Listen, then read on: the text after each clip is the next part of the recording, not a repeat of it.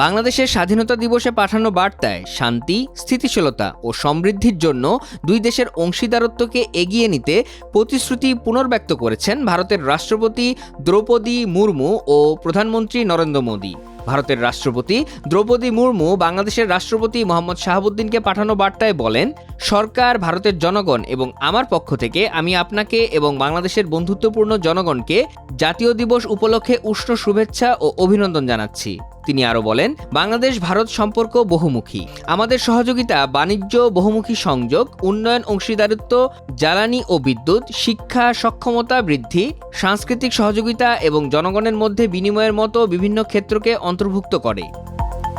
ভারতের রাষ্ট্রপতি জানান, ভারতের নেইবারহুড ফার্স্ট নীতি ও এসএজিআর মতবাদ এবং ইন্দো প্রশান্ত মহাসাগরীয় অঞ্চলের দৃষ্টিভঙ্গির কেন্দ্রবিন্দুতে রয়েছে বাংলাদেশ।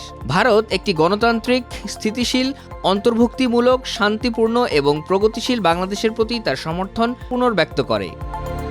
প্রধান উপদেষ্টা ডক্টর মোহাম্মদ ইউনূসকে পাঠানো বার্তায় ভারতের প্রধানমন্ত্রী নরেন্দ্র মোদী বলেন, শান্তি, স্থিতিশীলতা ও সমৃদ্ধির জন্য আমাদের যে আকাঙ্ক্ষা তার দ্বারা পরিচালিত হয়ে এবং একে অপরের স্বার্থ ও উদ্বেগের প্রতি পারস্পরিক সংবেদনশীলতার ভিত্তিতে আমরা এই অংশীদারত্বকে এগিয়ে নিতে প্রতিশ্রুতিবদ্ধ।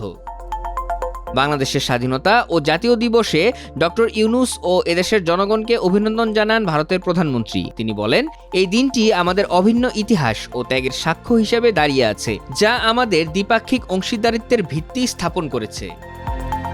মোদী আরও বলেন, বাংলাদেশের মুক্তিযুদ্ধের চেতনা দুদেশের সম্পর্কের পথপ্রদর্শক হিসেবে অব্যাহত থাকবে। বিভিন্ন ক্ষেত্রে এটি বিকশিত হয়েছে এবং দুদেশের জনগণের জন্য সত্যিকারের কল্যাণ বয়ে এনেছে।